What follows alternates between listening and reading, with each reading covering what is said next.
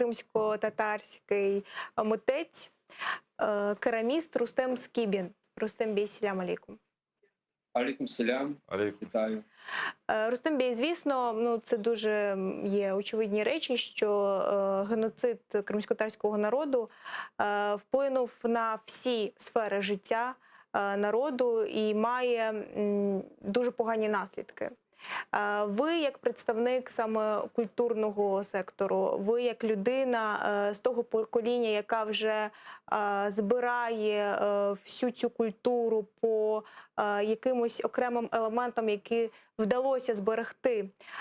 Що ви можете сказати, як вам зараз вдається все це відроджувати та відновлювати?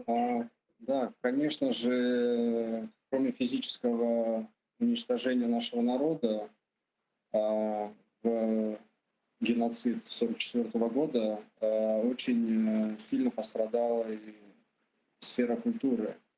Я это называю таким культурным мародерством, где хотели стереть память нашу о наших традициях, о нашей истории.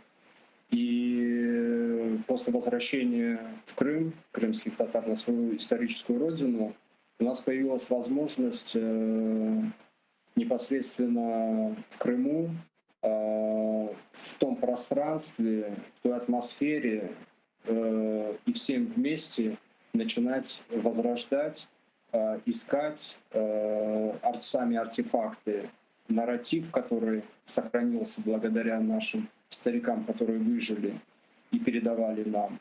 И на основе этого развивать сегодня нашу культуру.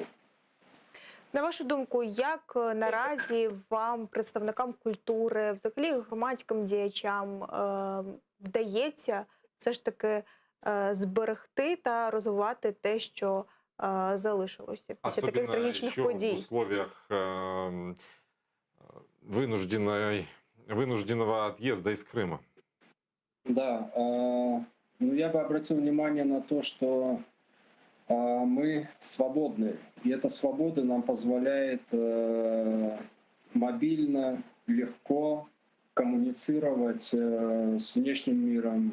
А ви маєте на увазі зараз людей, які знаходяться на материковій Україні, правильно? Да, да, да. И эта возможность нам позволяет в поиске и материалов, которые сохранились на материковой части.